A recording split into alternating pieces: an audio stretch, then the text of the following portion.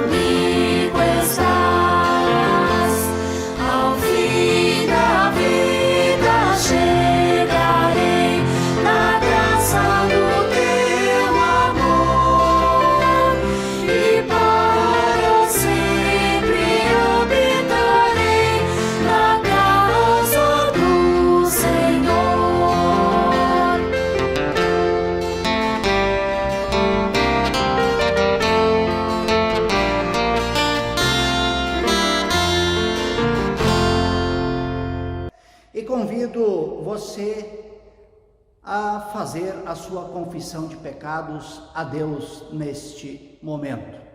Queremos nós curvar nossa cabeça em respeito a Deus, elevar nossos pensamentos a Ele e colocar diante dele aquilo que cada um de nós fez de errado em sua vida.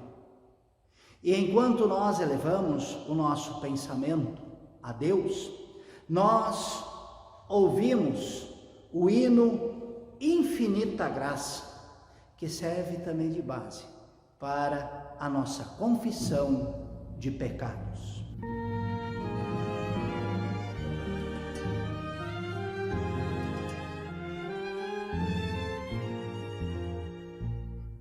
Conforme a tua infinita graça, ó Pai, perdoa a minha transgressão,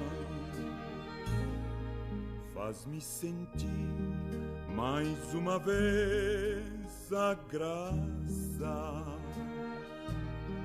e dá-me tua paz ao coração. Mas uma vez eu sinto meu pecado, que é contra ti, ó Pai de amor. Minha alma pede tua alegria, renova em mim teu amor, ó meu Senhor.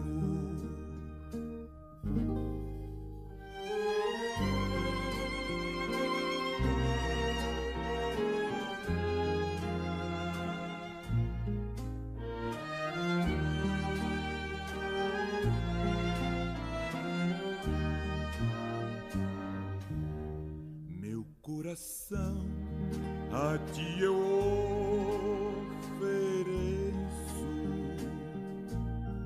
perdão imploro, meu Senhor e Rei, conforme a tua infinita graça, misericórdia assim alcançarei. Mas uma vez eu sinto meu pecado, que é contra ti, ó Pai de amor. Minha alma pede tua alegria, renova em mim teu amor, ó meu Senhor.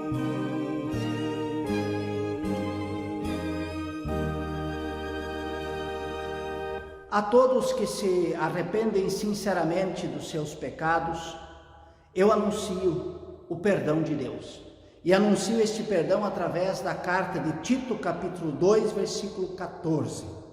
Jesus se deu a si mesmo por nós, a fim de nos livrar de toda a maldade e de nos purificar, fazendo de nós um povo que pertence somente a Ele e que se dedica a fazer o bem.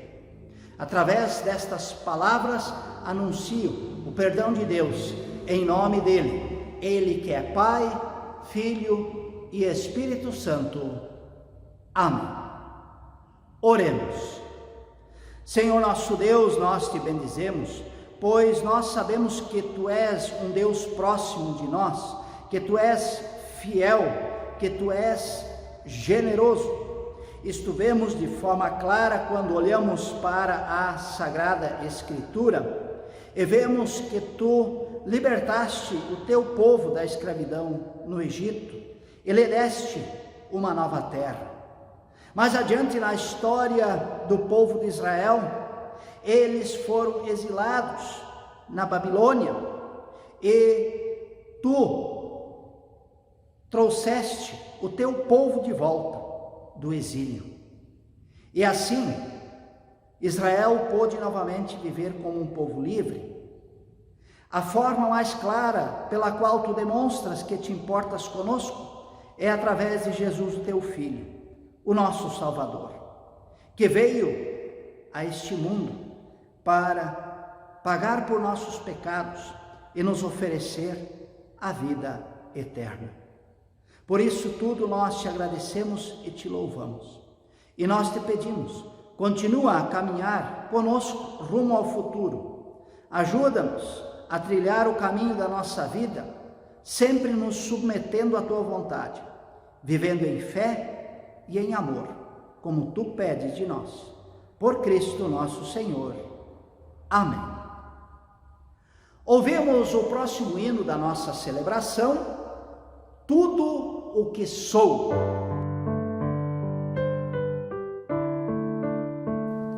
Tudo que eu sou e possa ser, entrego a Ti, Senhor Jesus. Aceita e molda a minha vida em Teu querer.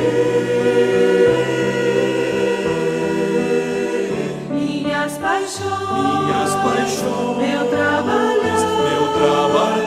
aspirações, todos a Ti, para servir, glorificar com meu viver.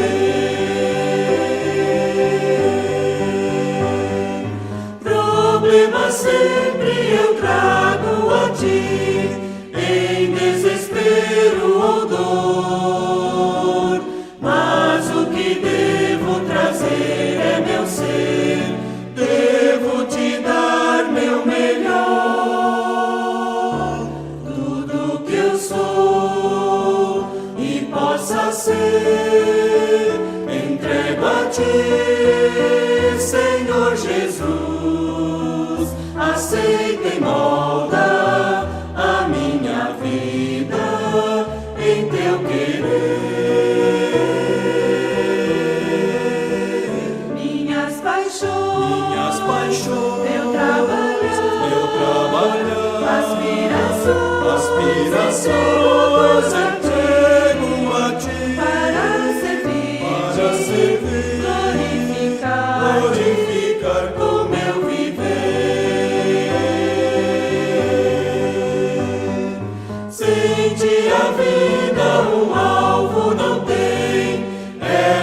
sentido ou razão.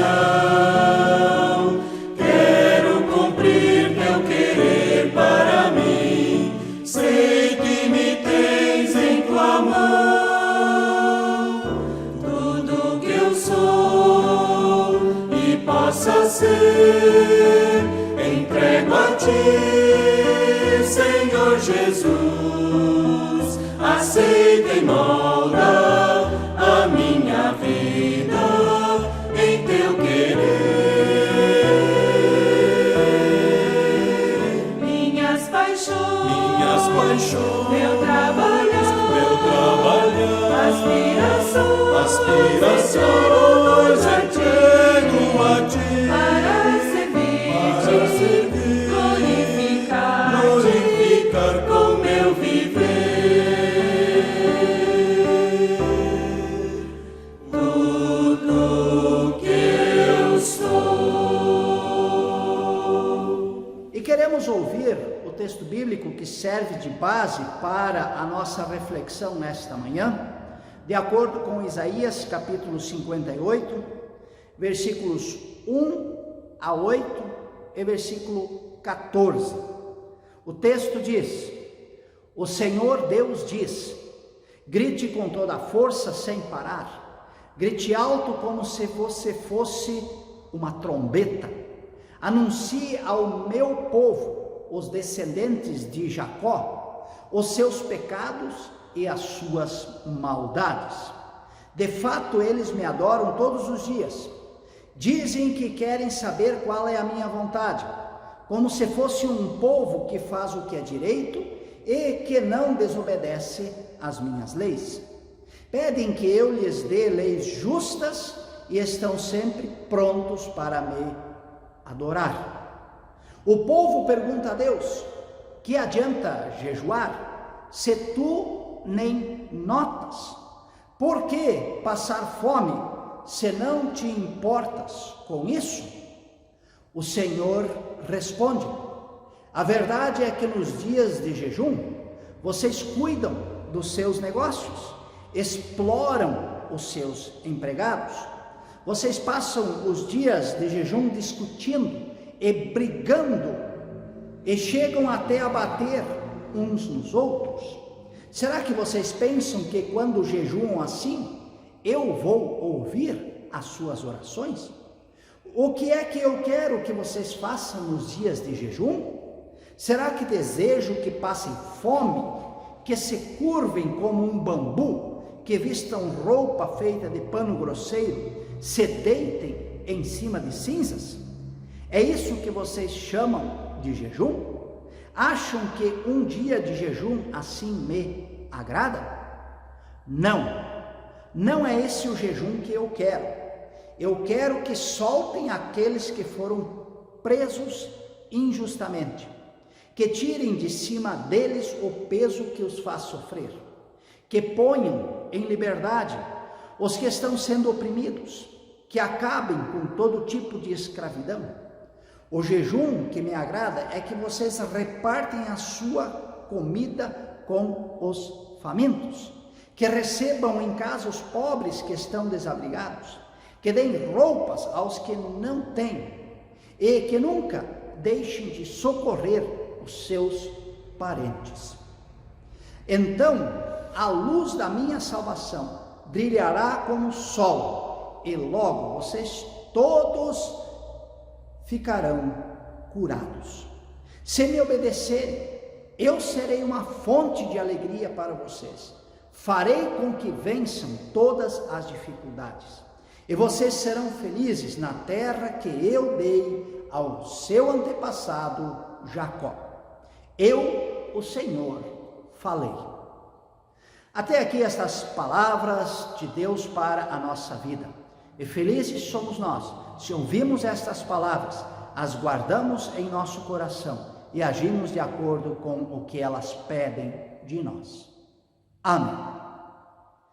Irmãos em Cristo, os capítulos 56 até 66 do livro do profeta Isaías têm como contexto histórico o retorno dos israelitas do exílio da Babilônia.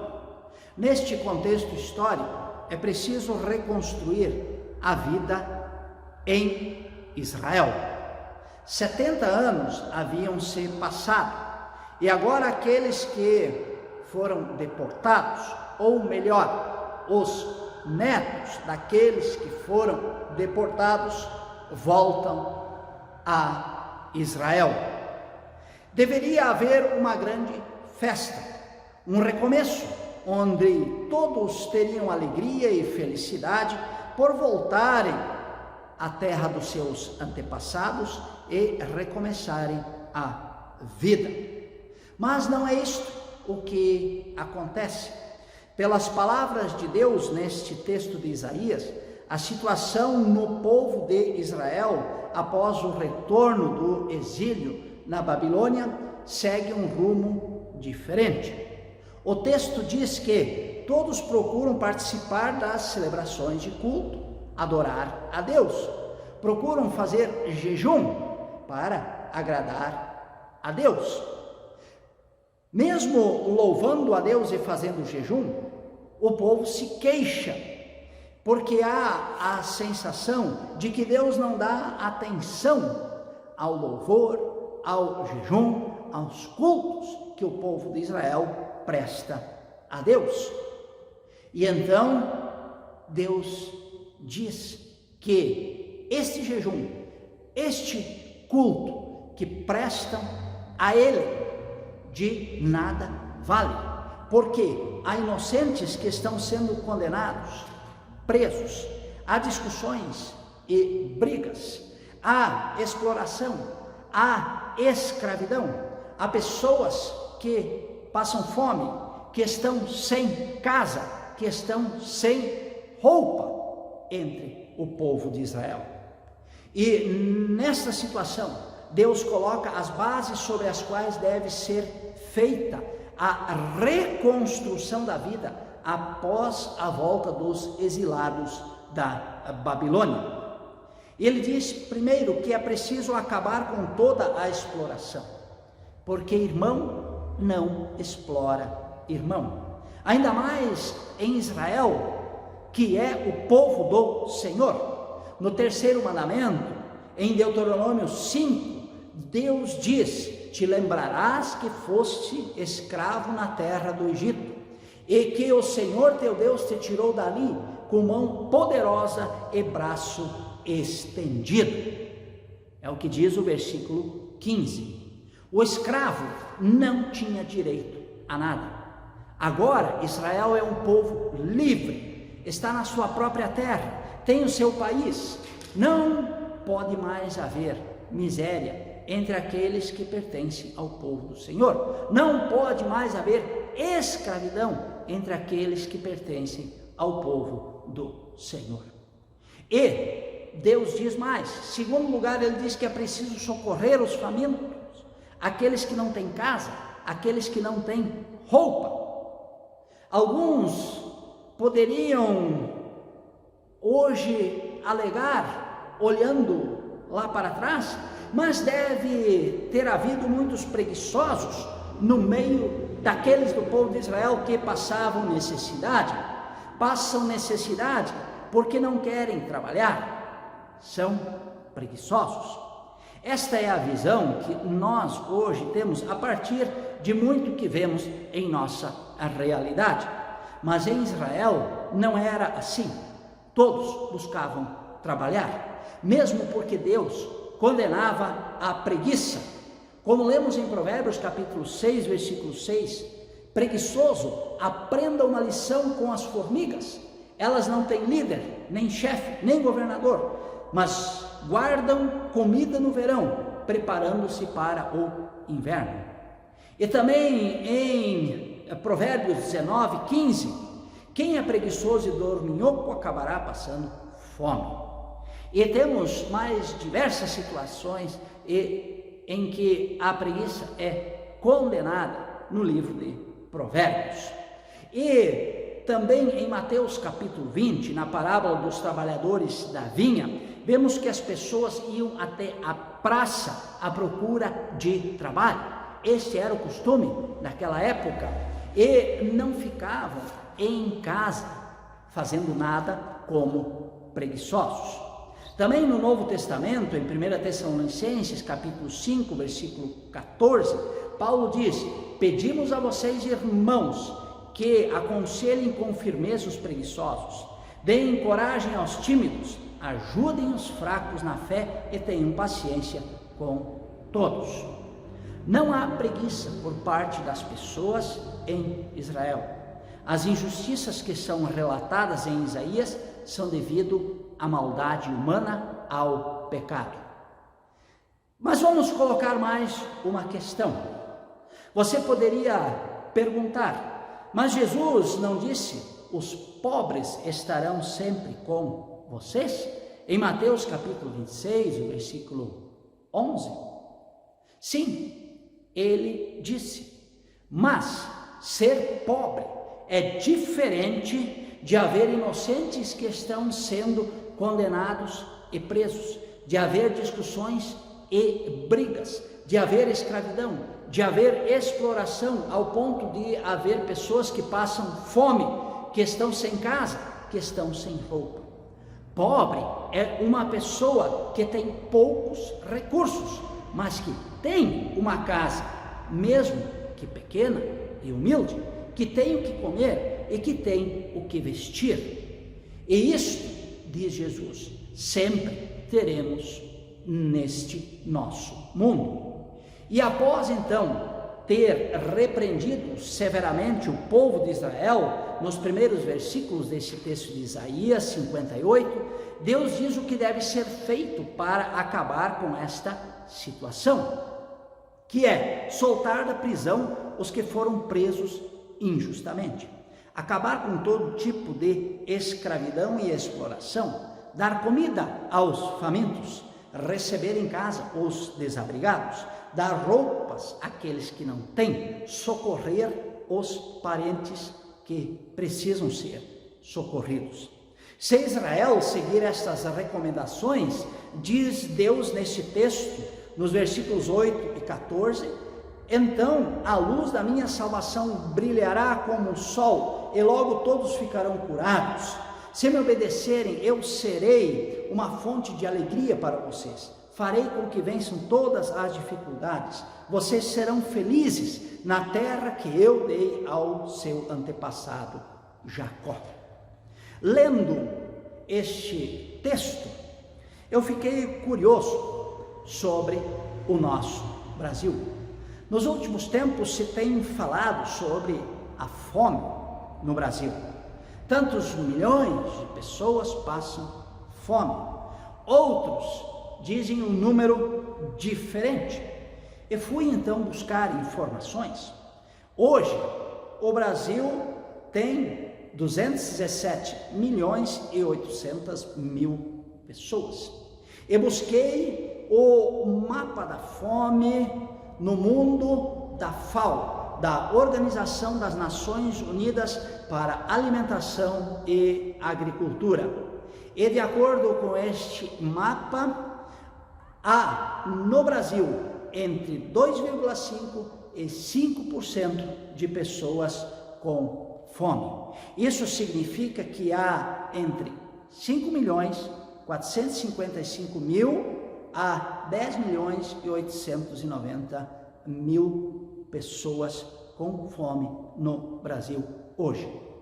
O número é assustador, mas olhando o todo do mapa da FAO do mundo, o Brasil é um dos países com menos fome no mundo.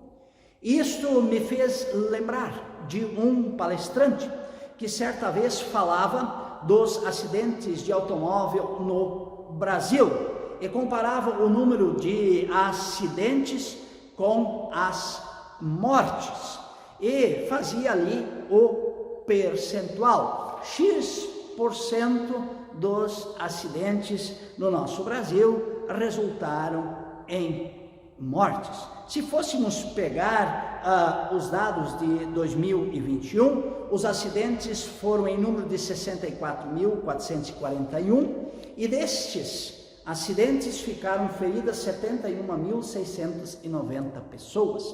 Feridos graves, 17.601 pessoas. E 5.381 mortes. Ou seja, morreram 6% dos acidentados no Brasil. E aquela vez, após apresentar os dados, aquele palestrante, ele disse: mas esta estatística serve para os governos, para termos uma noção daquilo que acontece, mas para quem perdeu uma pessoa, um familiar, num acidente, esta estatística não vale nada. Quem perdeu um seu filho no acidente, o perdeu 100% e não apenas 6%. Isso também vale para quem está sem comida, sem roupa ou sem casa.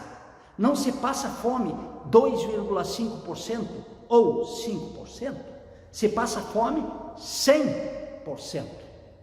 Para finalizar, gostaria de citar novamente o versículo 14 do nosso texto.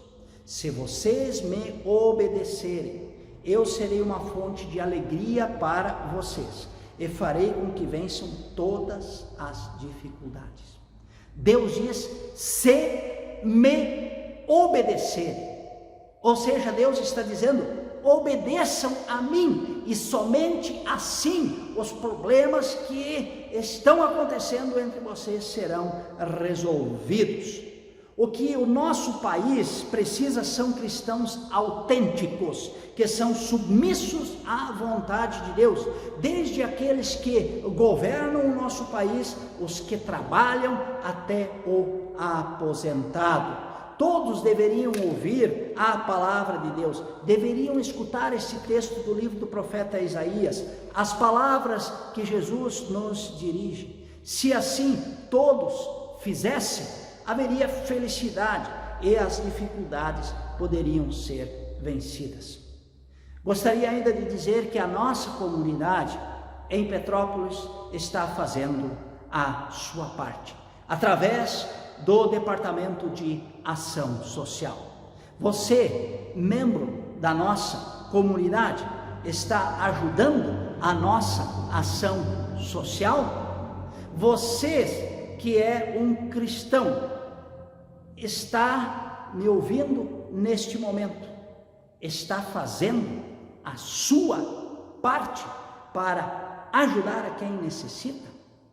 Eu vou continuar fazendo a minha parte e convido você a fazer a sua, assim como Deus pede de nós.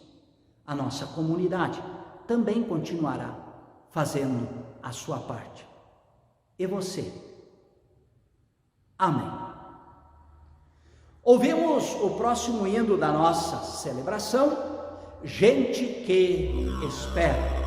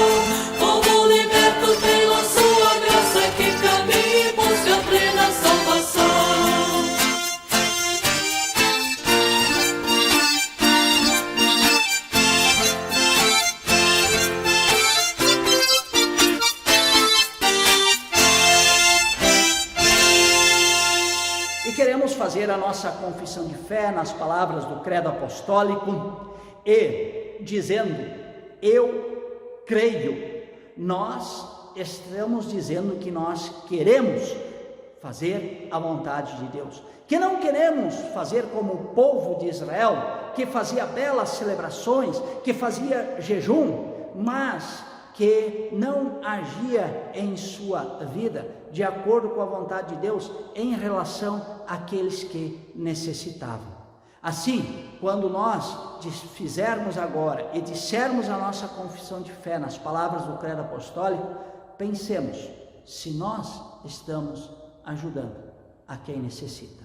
Juntos dizemos, creio em Deus Pai Todo-Poderoso, Criador do céu e da terra, e em Jesus Cristo, seu Filho unigênito, nosso Senhor, o qual foi concebido pelo poder do Espírito Santo, nasceu da Virgem Maria, padeceu sob o poder de Pôncio Pilatos, foi crucificado, morto e sepultado, desceu ao mundo dos mortos, ressuscitou no terceiro dia, subiu ao céu e está sentado à direita de Deus Pai Todo-Poderoso, de onde virá para julgar os vivos e os mortos. Creio no Espírito Santo, na Santa Igreja Cristã, a comunhão dos santos, na remissão dos pecados, na ressurreição do corpo e na vida eterna. Amém. Convido para orarmos ao nosso Deus. Eu faço a oração e após a oração convido você a orar comigo o Pai Nosso. Oremos. Senhor nosso Deus, obrigado por estas palavras do profeta Isaías que chegam a nós. Tuas palavras que querem falar à nossa vida e ao nosso coração e nos orientar.